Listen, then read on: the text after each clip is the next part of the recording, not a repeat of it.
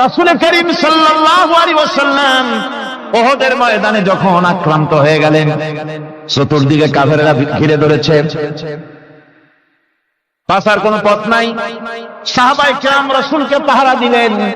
যারা রাসূলকে পাহারা দিতে দাঁড়ায়ছেন, জীবন দিয়ে পাহারা দিতে দাঁড়ায় গেছে, রাসূলের দিকে মুখ দিয়া পিঠটা বাইরের দিকে দিয়ে রাসূলকে পাহারা দেওয়া শুরু করেছেন। হুজুরকে পাহারা দিতে যারা দাঁড়িয়েছিলেন, কাফের কর্তৃক নিক্ষিপ্ত কি তীরগুলি এসে যখন বিঁধতেছিল, শুধু একজন সাহাবী হযরত তালহার পিঠের ভিতরে রাসূলকে হেফাজতের জন্য 80টা তীর একজনের পিঠের মধ্যে দিয়ে ঢুকেছে। এক অসতর্ক মুহূর্তে নবীজির ডান্ডা মোবারক শহীদ হয়ে গেল, শিরস্ত্রাণ ভেঙে গেল, লোহার কড়া প্রবিষ্ট হয়ে গেল কপালের ভিতরে। হুজুর মাথা ঘুরে পড়ে গেলেন। হযরত আবু উবাইদা রাদিয়াল্লাহু তাআলা আনহু হুজুরের মস্তক মোবারককে কোলে করে নিয়ে তারপরে বহু কষ্ট করে মাথা থেকে লোহার কড়া বের করলেন। এবার ওই কড়ার ছিদ্র দিয়ে রক্ত আসতেছে, মুখ দিয়ে রক্ত পড়তেছে, দাড়ি ভিজে যাচ্ছে। বুখারী শরীফে এসেছে, আল্লাহর নবী দুইখানা হাত নিজের চেহারার উপরে মলে এনে টাটকা রক্ত চোখের সামনে দেখে বলছেন, আহারে, এই কওমের ফালাত কি করে হবে, এই কওমের মুক্তি কি করে হবে, এই কওমের নাজাত কি করে হবে, যে কওম তার নবীর চেহারা রক্ত দিয়ে আল্লাহ বানাইয়া দিল। নবীজি বললেন, আল্লাহুম্মা গফিরলি কওমি ফাইন্নাহুম লা ইয়ালামুন। আয় আল্লাহ পাক, আমার এই কওম বুঝতে পারে না, ওদেরকে মাফ করে দাও। খবর ছড়িয়ে গেল নবীজি শহীদ হয়ে গিয়েছেন। খবর ছড়িয়ে গেল চতুর্দিকে, মদিনায় খবর ছড়িয়ে গেল। মানুষ পাগলের মতো দৌড়ানো শুরু করে দিল। এক মেয়ে লোক দৌড়াচ্ছে উহুদের দিকে, কয়েকজন সাহাবীর সঙ্গে দেখা। তারা জিজ্ঞেস করলেন, দৌড়াও কেন মহিলা, যাও কই?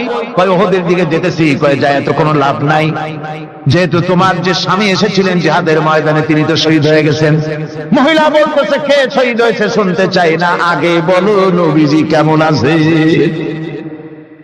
আবার কিছুক্ষণ পর আর কয়েকজনের সঙ্গে দেখা।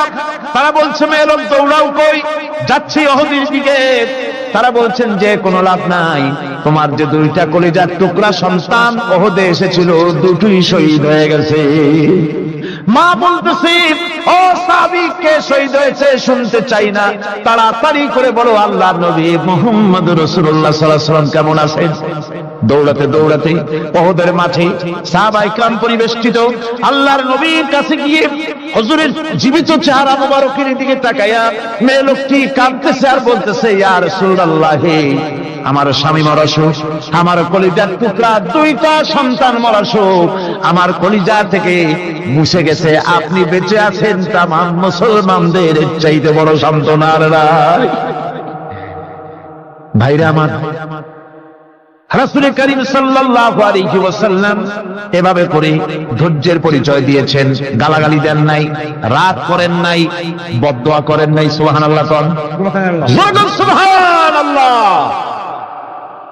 ভাইরা আমার, এই সবর এমন মহান বৈশিষ্ট্য এর মধ্যে রয়েছে। জিহাদের ময়দানে যদি লোক কম হয় আর যদি তাদের মধ্যে সবর থাকে, বেশি সংখ্যক লোকের উপরে আল্লাহ পাক সবরকারীদেরকে বিজয়ী করে দিবেন। কোরআনে কারীমে রব্বুল আলামিন বলেন, কাম মিন ফিয়াতিন কালিলাতিন গালাবাত ফিআতান কাসীরাতাম বিইذনিল্লাহ ওয়াল্লাহু মা'আস সাবিরিন। এমন ঘটনার বহু নজির আছে যে কম সংখ্যক লোকেদের উপরে আল্লাহ পাক বেশি সংখ্যক লোকেদের উপর আল্লাহ পাক কম সংখ্যক লোকদেরকে জয়ী করে দিয়েছেন। আল্লাহু মা'আস সাবিরিন, আর আল্লাহ আছে ধৈর্যশালীদের সাথে। আল্লাহ আছে কাদের সাথে? দেখেন না বদরের কামটা, বদরের ময়দান, 313 জন মুসলমান, অস্ত্রপাতি নাই, সামান্য সামান্য অস্ত্র, আর কাফেররা এসছে হাজারেরও বেশি। আমার বন্ধুগণ, ধৈর্যের কত বড় কাম দিল। ধৈর্য ধারণ করেছেন, তারা আল্লাহর উপরে ভরসা করেছেন। আল্লাহ রাব্বুল আলামিন অস্ত্রের কাজ কি দিয়া করায় দিলেন। একজন সাহাবী এসে বলছেন, হুজুর জিহাদের ময়দান, ইসলামের প্রথম জিহাদ, আমার কাছে তো অস্ত্র নাই, মেহেরবানি করে একটা অস্ত্র আমারে দেন, আমি লাফায় পড়ি জিহাদের মধ্যে। হুজুর বলেন, অস্ত্র তো আমার কাছে নাই, দিবটা কি? সাহাবী বলছেন, হুজুর অস্ত্র না থাকে যা পারেন তাই দেন, আপনার হাত দিয়ে যা দিবেন আমি দাঁড়ায় থাকতে পারবো না, জিহাদে আমাকে শরীক হতেই হবে। নবীজি কাছে পেলেন একখানা শুকনা খেজুরের ডাল, খেজুরের ডালখানা তুলে সাহাবীর হাতে তুলে দিলেন। সাহাবী বলেন, রাসূলের হাতের দেওয়া শুকনা খেজুরের ডালটা নিয়ে আমি যখন কাফেরদের ভিড়ের মধ্যে ঝাঁপায় পড়ে যখন শুকনা খেজুরের ডাল দিয়ে আঘাত দিলাম, তখন ধারালো তরবারে দিয়ে আঘাত করলে যে কাম হয়, শুকনা খেজুরের ডালের আঘাতে কাফের বিপর্যিত হয়ে জমিনে পড়ে গেল। ভাইরা আমার, আল্লাহ রাব্বুল আলামিন সবর যারা করে সংখ্যা যদি কম হয়, আল্লাহ পাক তাদেরকে বিজয়ী করে দেবেন, এই ওয়াদা আল্লাহ রাব্বুল আলামিন করেছেন। এই সবরের গুণ ছাড়া জান্নাতেও প্রবেশ করা যাবে না, সবর যদি না থাকে বেহেশতে যাওয়া যাবে না। ভালো করে মনে রাখেন, আল্লাহ পাক বলছেন, আম্মা হাসিবতুম আন তাদখুলুল জান্নাতা ওয়া লাম্মা ইয়া'লামিল্লাহুল্লাযীনা জাহাদু মিনকুম ওয়া ইয়া'লামাস সাবিরিন। তোমরা কি মনে করেছো এমনি বেহেশতে চলে যাবা? এটা কি মামু বলির আবদার নাকি? এমনি বেহেশতে চলে যাবা? অথচ আল্লাহ রাব্বুল আলামিন এখনো দেখেন নেননি যে তোমাদের মধ্যে কারা জিহাদ করতে প্রস্তুত, কারা তোমাদের মধ্যে জিহাদ করে জান দেওয়ার জন্য প্রস্তুত, আর কারা ধৈর্যধারী, এটা তো আল্লাহ এখনো দেখে নেন নাই। সুতরাং হক এবং বাতিলের সংগ্রামে লিপ্ত হতে হবে। আল্লাহ দেখতে চান কারা জীবন দিতে চায়। সুতরাং ইসলামী আন্দোলনে যারা শরীক হবে তাদের বিপদ এবং মুসিবত দিয়ে আল্লাহ রাব্বুল আলামিন তাদের সাহসিকতা এবং ধৈর্যের পরীক্ষা দিবেন। কোরআনে কারীম বলছেন, وَلَنَبْلُوَنَّكُمْ حَتَّى نَعْلَمَ الْمُجَاهِدِينَ مِنكُمْ وَالصَّابِرِينَ وَنَبْلُوَ أَخْبَارَكُمْ। অবশ্যই আমি তোমাদেরকে পরীক্ষার সম্মুখীন করব, আর তোমাদের মধ্যে সত্যিকার মুজাহিদ দৃঢ়তা অবলম্বনকারী কারা আমি তা দেখব। এটা যেন আমি দেখে নিতে পারি, সেই জন্য আমি বিপদ এবং মুসিবতের মধ্যে তোমাদের ফেলবো। ধৈর্যধারীদের উপরে আমার রহমত অবশ্যই থাকবে। খবর এমন এক সম্পদ যা ধারণ করলে পরে আল্লাহ রাব্বুল আলামিন রাষ্ট্রীয় ক্ষমতা দান করে দেন। সুবহানাল্লাহ, জোরে বলেন সুবহানাল্লাহ। ধৈর্য ধারণ করলে আল্লাহ রাষ্ট্রের মতো বিরাট নিয়ামত আল্লাহ হাতে তুলে দিবেন। তার প্রমাণ কোরআন শরীফে আল্লাহ বলছেন, বনি ইসরাঈলরা মিশর থেকে যখন বহিষ্কার হয়ে গেল, তাদের যখন পা রাখার কোনো জায়গা থাকলো না, বনি ইসরাঈলরা মিশর থেকে যখন বহিষ্কার হয়ে গেল, এরপরে আল্লাহ পাক তারা যখন ধৈর্য অবলম্বন করলো, আল্লাহ পাক তাদের ব্যাপারে বলছেন, ওয়া আওরাসনাল কওমাল্লাযীনা কানু ইউস্তাদআফুনা মাশারিকাল আরদি ওয়া মাগারিবা আল্লাতী বারাকনা ফিহা। আর তাদের স্থলে আমি নির্যাতিত লোকদেরকে প্রতিষ্ঠিত করলাম। পশ্চিম এবং উত্তরের তাদেরকে আমি পশ্চিম এবং পশ্চিম এবং পূর্বের উত্তরাধিকারী তাদেরকে বানায় দিলাম। বিরাট এলাকা তাদের হাতে আমি তুলে দিলাম। ওয়া তাম্মাত কালিমাতু রাব্বিকাল হুসনা আলা বানি ইসরাঈলা বিমা সাবারু। আর এভাবে করে আল্লাহ পাক তার কথাকে পূর্ণ করলেন বনি ইসরাঈলদের উপরে সবর ইখতিয়ার করার জন্য। ধৈর্য ধারার কারণে আল্লাহ পাক রাষ্ট্রের মালিক তাদের বানায় দিলেন। জোরে বলেন সুবহানাল্লাহ। সবর যদি করা হয় তো যুদ্ধ যদি বাদে যদি জাহাজ শুরু হয়ে যায়, আল্লাহ পাক বলেছেন ফেরেশতা দিয়ে সাহায্য করবে। যদি সবর থাকে, তোমাদের সবর থাকলে আল্লাহ কি দিয়ে সাহায্য করবেন? ফেরেশতা। কোরআনে কারীম বলছে, বালা ইন তাসবিরু ওয়া তাত্তাকু ওয়া ইয়াতুকুম মিন ফাওরিহিম হাযা ইউমদিদুকুম রাব্বুকুম বিখামসাতি আলাফিন মিনাল মালাইকাতি মুসাওwimin। হ্যাঁ, তোমরা যদি ধৈর্য অবলম্বন করো আর আল্লাহকে ভয় করে চলো, তাহলে এক্ষুনি আল্লাহ রাব্বুল আলামিন তোমাদের জন্য কাতারে কাতারে শৃঙ্খলাবদ্ধ 10,000 ফেরেশতা দিয়ে তোমাদেরকে সাহায্য করবেন। সুবহানাল্লাহ। তোমাদেরকে ফেরেশতা দিয়ে সাহায্য করা হবে। তোমরা যদি সবর ইখতিয়ার করো, তাহলে সংখ্যা যদি কম হয়, বেশি সংখ্যার উপরে জয়ী করে দেবে। ইয়াকুম মিনকুম 20 সাবিরুনা ইয়াগলিবু মিআতাইন। যদি তোমাদের ভিতরে ধৈর্যশীল 20 জন হয়, আমি 200 কাফেরের বিরুদ্ধে তোমাদেরকে জয়ী করে দেব। সুবহানাল্লাহ। তোমরা যদি হও ধৈর্যশীল 200 কি কয় 20 জন, 200 কাফেরের উপরে তোমরা জয়যুক্ত হয়ে যাবে। আর বিপদ আর মুসিবতে যারা ধৈর্য ধরে, তাদের জন্য আল্লাহর পক্ষ থেকে সুসংবাদ। সুসংবাদ কাদের জন্য? ধৈর্যধারীদের জন্য। কোরআনে কারীম বলছে, ওয়াবাশশিরিস সাবিরিনাল্লাযীনা ইযা আসাবাতহুম মুসিবাতুন ক্বালু ইন্না লিল্লাহি ওয়া ইন্না ইলাইহি রাজিউন। সুসংবাদ সেই সব ধৈর্যশালীদের জন্য যারা নাকি বিপদ এবং মুসিবতে আসলে যারা বলে, কি বলে? পড়েন আমার সাথে, ইন্না লিল্লাহি ওয়া ইন্না ইলাইহি রাজিউন। এটা শুধু আমাদের লোকেরা কেউ মরলে পড়ে, এটা শুধু মরার সময় নয়, বরং যে কোনো বিপদ আর মুসিবত এলে মুমিন বান্দা যারা, তারা কি করবে? ইন্না লিল্লাহি ওয়া ইন্না ইলাইহি রাজিউন। নিশ্চয়ই নিশ্চয়ই আমরা আল্লাহর জন্য এবং আমাদের সকলকেই আল্লাহর কাছে ফিরে যেতে হবে, প্রত্যাবর্তিত হতে হবে। সবরকারীদের জন্য রয়েছে জান্নাতের সুউচ্চ সম্মানের জায়গা।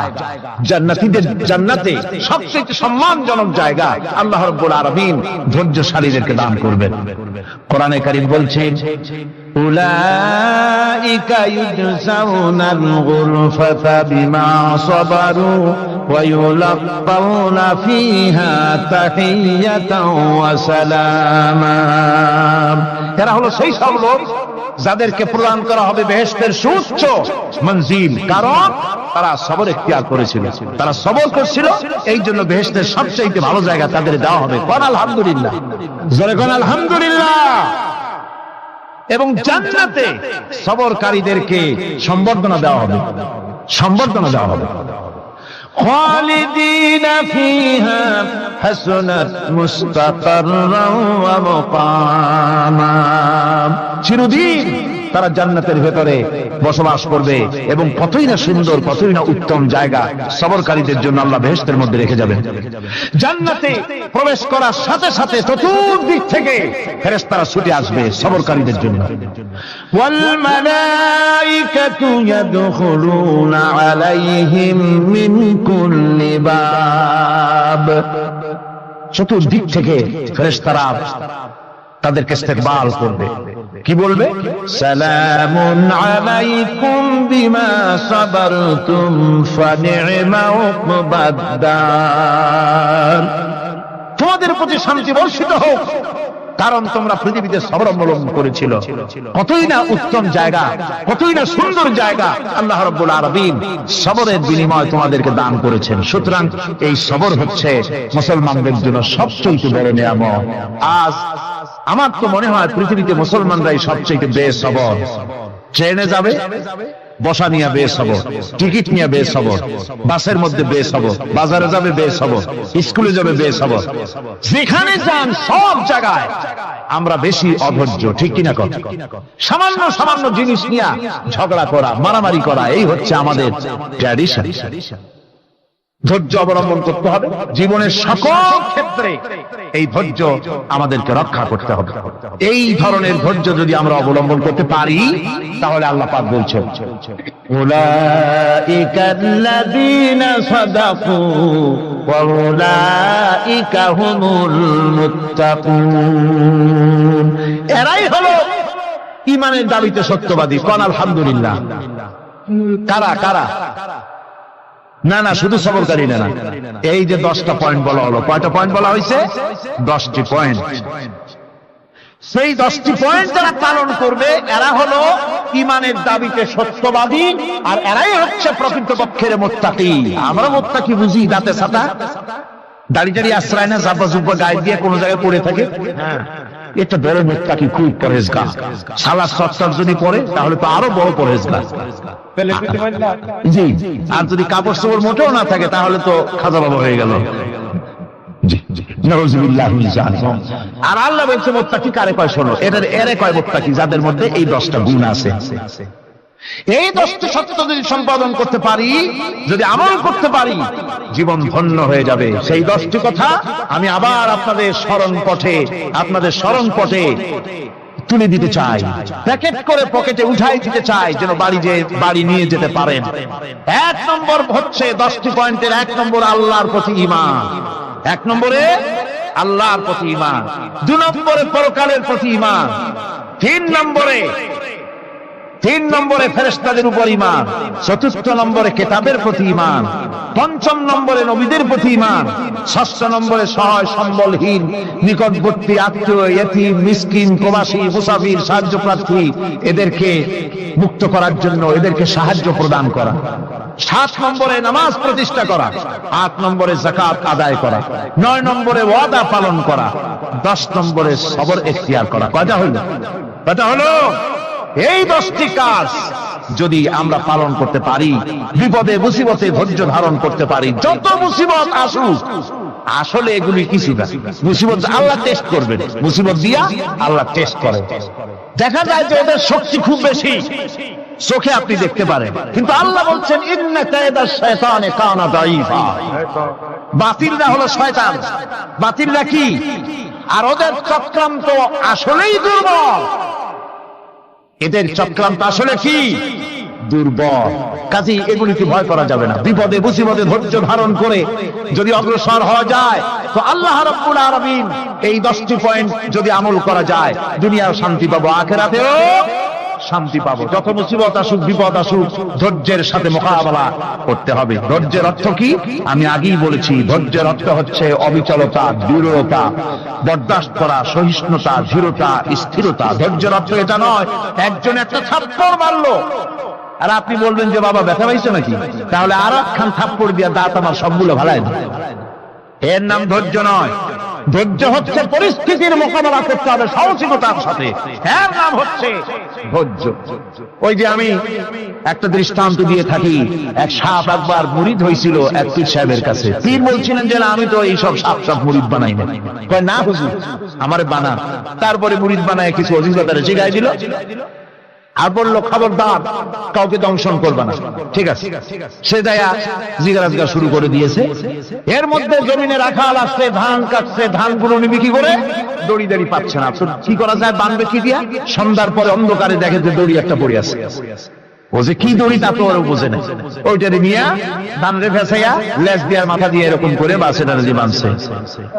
সাপ তখন বলতেছে, হায় হায় রে, কেবল যে মুরিদ হয়েছি, তা না হলে তুই ঠিক পাইতি যে আমি কি ধরনের দড়ি। এরপরে নিয়ে বাড়ি নিয়ে ভালাই দেশে খুলে সাপটার ঘাড় গেছে মস্কিয়া। বহুত কষ্ট করে হুজুরের বাড়ি গিয়ে হাজির। কয় যে হুজুর কি একখান জিকের শিখাইলেন, আমার তো ঘাড়টার মস্কিয়া শেষ। আশ্চর্য কথা, কত মানুষ মুরিদ হইলো, কত কিছু মুরিদ হইলো, কারো তো জিকের করলে ঘাড় মস্কে যাবে কেন? এটা কেমন কথা? কয় হুজুর ঘটনাই। আরে বেটা ঘটনা এইটা, তুই কি করছিলি? কয় যে আপনি যে নিষেধ করছেন দংশন করতে, আমি তো দংশন করতে পারিনি। আরে বেটা, দংশন করতে নিষেধ করছিলাম, ফোঁস করতে তো নিষেধ করি নাই। তোরে যখন দড়ি মনে ধরে হাত দিছিল, ফোঁস করে উঠছি, ওই রাখাল লাফ দিয়া বর্ডার পার হইয়া দিল্লি চলে যেত। কাজী ধৈর্যের মানে শীত হয়ে পড়ে না। ধৈর্য মানে অবিচলতা, দৃঢ়তা নিয়ে শক্তি সঞ্চয় করে আল্লাহর উপরে ভরসা করে বাতিলের বিরুদ্ধে ঝাঁপিয়ে পড়তে হবে, বাতিল উৎখাত হতে বাধ্য হবে।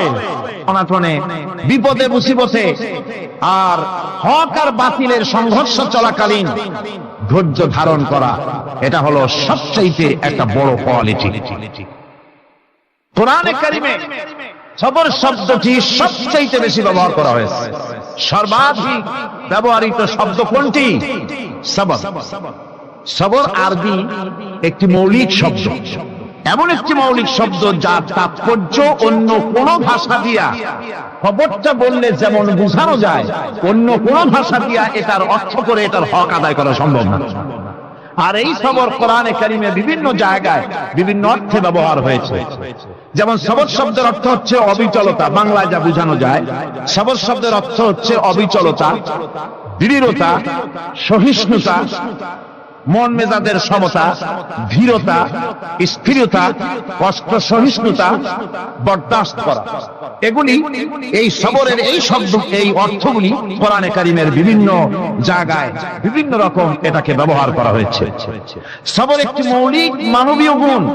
এই গুণ যার মধ্যে আছে সে তার নৈতিকতার শীর্ষে পৌঁছে যেতে পারে। আর এই গুণটি যার মধ্যে অভাব, এই সবর তার ভিতরে নাই, সে মানুষের পর্যায়ে পড়ে না।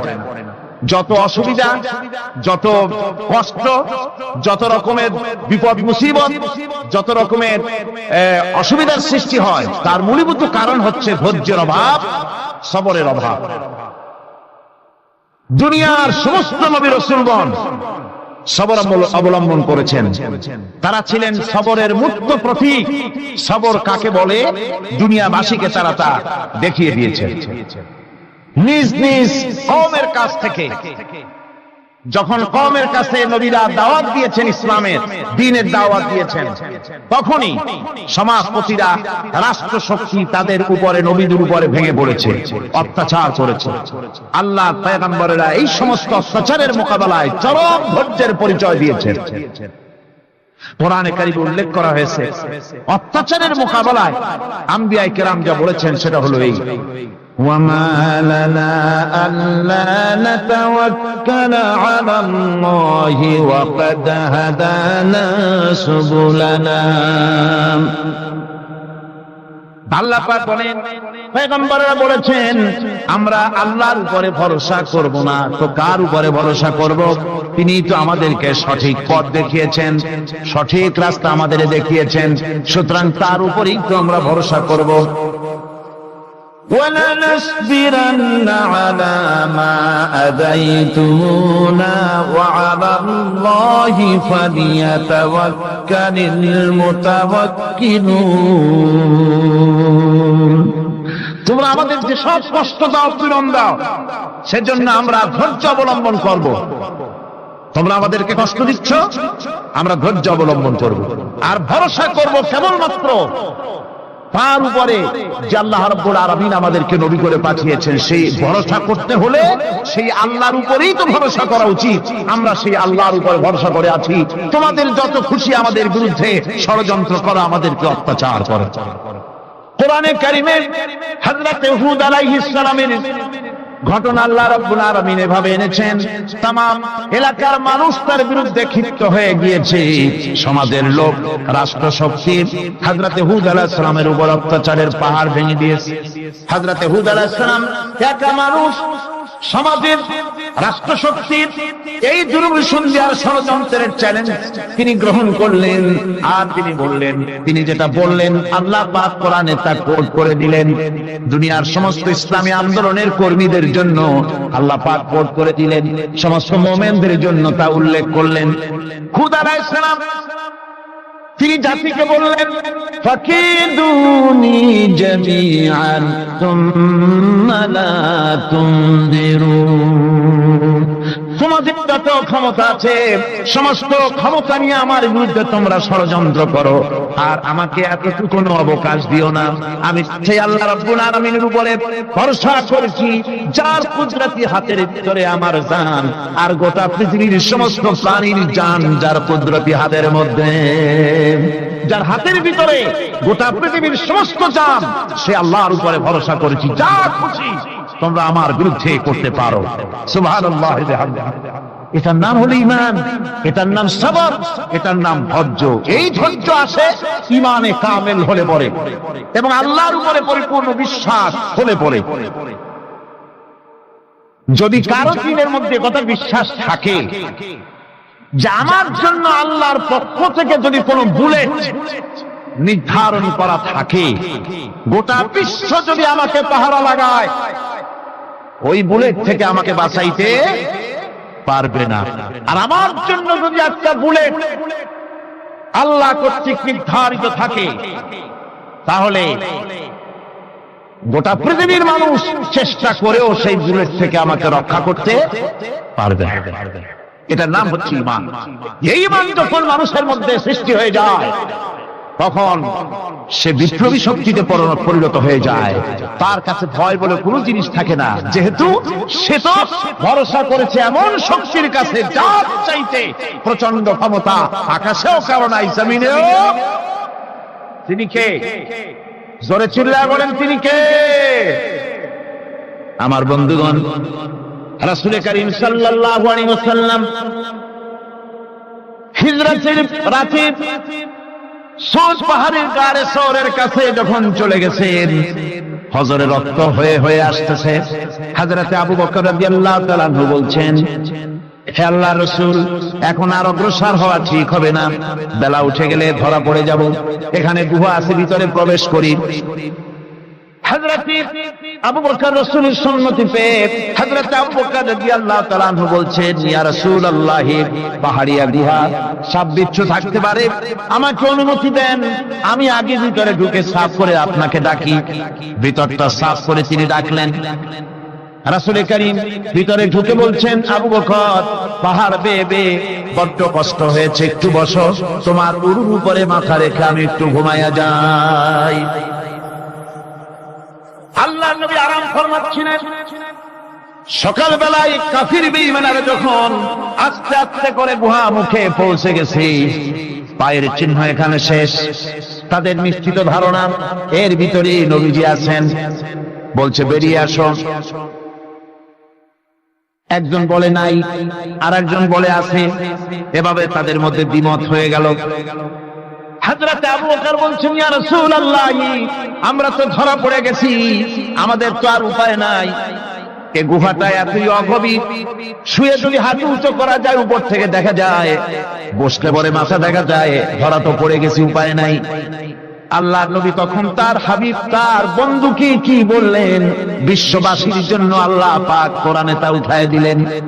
নবীজি তার বন্ধুকে ডেকে বললেন, লা তাহজান ইন্নাল্লাহা মা'ানা। ও আমার সাথী, কোনো চিন্তা করো না, ভয় পেও না, শঙ্কিত হয়েও না, আমরা মাইনরিটি নই, আমরাই মেজরিটি, কারণ আল্লাহ রাব্বুল আলামিন আমাদের সাথে আছেন। সুবহানাল্লাহ। এই চিন্তা, এই ধারণা যদি মানুষের মনের মধ্যে থাকে, তাহলে কখনোই তার মন দুর্বল হবে না, ঈমান দুর্বল হবে না।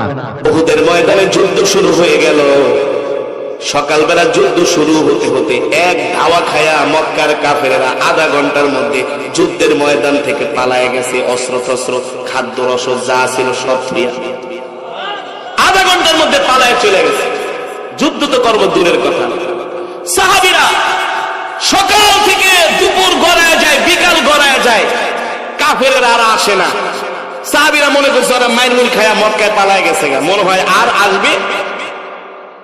এখন সাহাবীরা কি করছে? তারা যে গনিমতের মাল টোকানো শুরু করছে। খাওয়ার বস্তা, চাউলের বস্তা, অস্ত্র, উট, ঘোড়া যা আছে সবাই গনিমতের মাল টোকানো শুরু করছে। সন্ধ্যা হয়ে যায়, আর কখন আসবে ওরা? কিন্তু ওরা যে কি করছে, এক পাহাড়ের গুহায় যায় সবগুলো লুকায় রয়েছে। যে মুসলমানরা যখন নামাজ পড়বে অথবা তারা একত্রিত হয়ে খাওয়া দাওয়া করবে, তখন আমরা